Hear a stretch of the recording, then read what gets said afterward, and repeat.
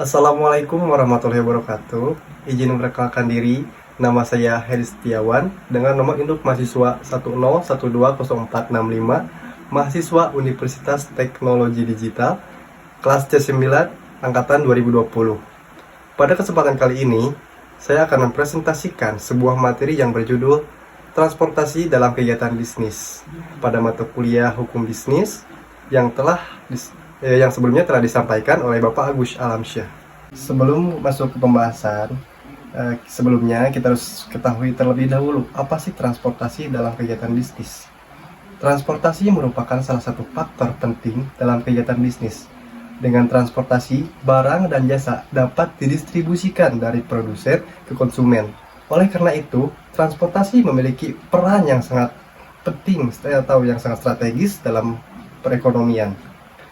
Transportasi atau pengangkutan dapat diartikan sebagai pemindahan barang dan manusia dari tempat asal ke tempat tujuan. Lalu unsur-unsur apa saja sih yang ada dalam transportasi? Yang pertama ada sesuatu yang diangkut, dan yang kedua tersedianya kendaraan sebagai alat angkutnya. Ketiga ada tempat yang dapat dilalui alat angkutan.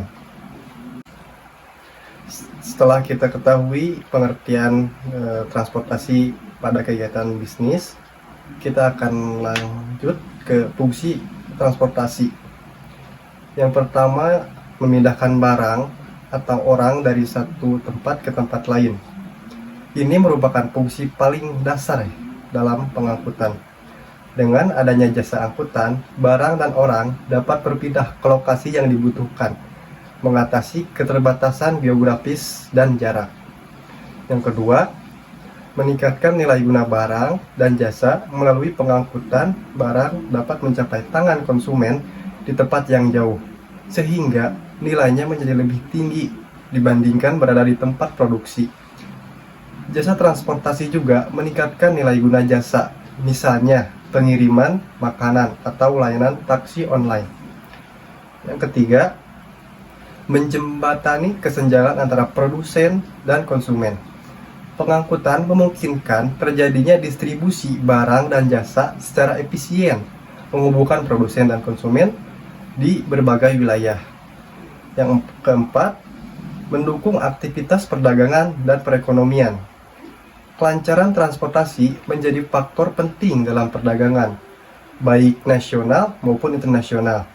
Pengangkutan yang efisien dan terjangkau mendorong pertumbuhan ekonomi dengan memfasilitasi pergerakan barang dan jasa. Kemudian, ada subjek dan objek pengangkutan. Subjek pengangkutan merujuk pada pihak-pihak yang berperan aktif dalam penyelenggaraan jasa angkutan. Mereka terlibat dalam aktivitas pemindahan barang atau orang dari satu tempat ke tempat lain. Berikut beberapa subjek utama dalam pengangkutan. Yang pertama, ada pengangkut atau carrier. Yang kedua, pengusaha angkutan multimoda atau bisa disebut multimodal transport operator dan bisa disingkat MTO. Yang ketiga, pengirim barang atau shipper. Yang keempat, penerima barang atau consign. Yang kelima, ekspedisi muat barang. Lalu ada objek pengangkutan, merujuk pada apa yang dipindahkan dari satu tempat ke tempat lain melalui jasa angkutan. Secara umum, objek pengangkutan dapat berupa barang atau penumpang. Lalu ada tujuan pengangkutan. Apa saja sih yang tujuan dalam pengangkutan? Yang pertama, efisiensi dan efektivitas. Pengangkutan bertujuan untuk memindahkan barang dan orang dalam waktu yang cepat, tepat waktu, dan dengan biaya yang terjangkau. Sistem transportasi yang efisien berdampak pada produktivitas berbagai sektor dan kesejahteraan masyarakat. Yang kedua, keamanan dan keselamatan. Pengangkutan bertujuan untuk memastikan barang dan orang yang diangkut sampai di tujuan dengan selamat dan tanpa kerusakan. Standar keamanan dan keselamatan transportasi terus ditingkatkan untuk meminimalisir resiko kecelakaan dan kerugian. Yang ketiga, keterjangkauan dan aksesibilitas. Tujuan pengangkutan adalah menyediakan layanan yang terjangkau dan mudah diakses oleh seluruh masyarakat. Hal ini mencakup pengembangan infrastruktur transportasi yang merata dan layanan angkutan yang terjangkau bagi berbagai kalangan. Keempat, integrasi dan kelancaran. Sistem transportasi yang ideal terintegrasi antar moda dari darat, laut maupun udara, dan antar wilayah, sehingga pergerakan barang dan orang berlangsung lancar dan tidak terhambat. Lalu ada jenis-jenis transportasi. Transportasi dapat dibagi menjadi berbagai jenis berdasarkan media yang digunakan, yaitu transportasi darat, menggunakan media jalan seperti mobil, truk, bus, kereta api, dan sepeda motor. Lalu transportasi laut, biasanya menggunakan media air seperti kapal laut, kapal pesiar, dan perahu. Yang ketiga, transportasi udara, menggunakan media udara seperti pesawat terbang, helikopter, dan balon udara. Kemudian, apa sih peran transportasi dalam kegiatan bisnis? Transportasi memiliki peran yang penting dalam kegiatan bisnis. Di antaranya yaitu mendistribusikan barang dan jasa. Transportasi berperan penting dalam distribusi barang dan jasa dari produsen ke konsumen. Lalu meningkatkan efisiensi dan efektivitas bisnis. Transportasi yang efisien dan efektif dapat meningkatkan efisiensi dan efektivitas bisnis. Lalu kemudian meningkatkan daya saing bisnis. Transportasi yang cepat dan tepat dapat meningkatkan daya saing bisnis. Kemudian aspek hukum transportasi.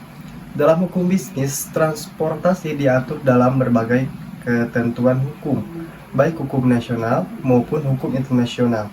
Hal ini dikarenakan transportasi memiliki aspek yang luas, baik aspek hukum publik maupun hukum private. Untuk aspek hukum yang pertama yaitu hukum publik, aspek hukum publik mengatur hubungan antara pemerintah dengan pelaku usaha transportasi. Hal ini berkaitan dengan pengaturan mengenai tata cara penyelenggaraan transportasi, keselamatan transportasi, dan perlindungan konsumen. Lalu yang kedua, aspek hukum private transportasi.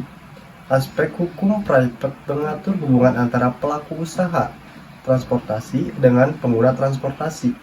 Hal ini berkaitan dengan pengaturan mengenai perjanjian transportasi, tanggung jawab hukum, dan penyelesaian sengketa. Dari materi yang telah saya sampaikan sebelumnya, bisa kita simpulkan transportasi merupakan faktor penting dalam kegiatan bisnis. Oleh karena itu, transportasi memiliki peran yang strategis dalam perekonomian. Dalam hukum bisnis, transportasi diatur dalam berbagai ketentuan hukum, baik hukum nasional maupun hukum internasional.